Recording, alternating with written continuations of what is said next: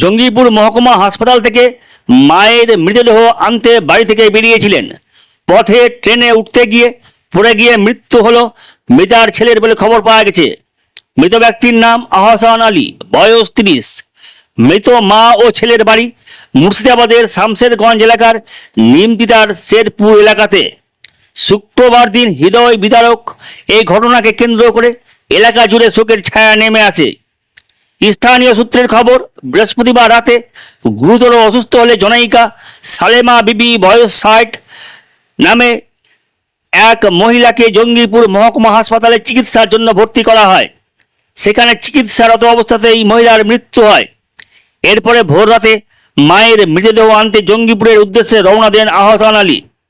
নিমতিতা স্টেশনের ট্রেনে উঠতে গিয়ে পা পিছলে রেল লাইনে পড়ে যান আহসান আলী।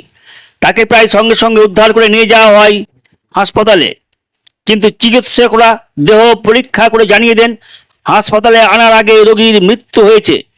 পুলিশ মৃতদেহটি পরে ময়নাতদন্তের জন্য পুলিশ মর্গে পাঠিয়ে দেয়।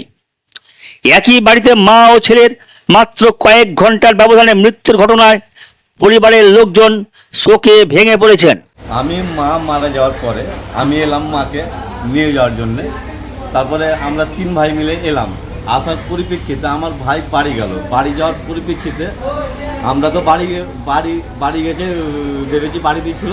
এবার বাড়ি থেকে খবর পাচ্ছি ফোনে যে এরকম ঘটনা, আমাদের আহসান ছোট ভাই নাকি অ্যাক্সিডেন্ট হয়ে মারা, হসপিটাল লাইফ স্টাইল হসপিটালে ভর্তি আছে। তার মোটামুটি 15 মিনিট পরেই খবর পাই যে আমার ভাই মারা।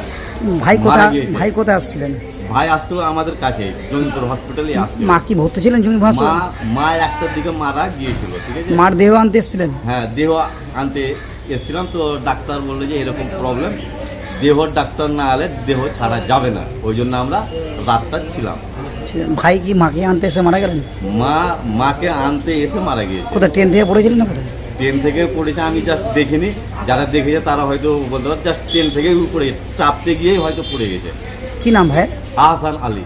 আপনার নাম? হ্যাঁ, আহসান। আমার নাম মহিদুল ইসলাম। বাড়ি কোথায়? বাড়ির শেরপুর নিমতিতা।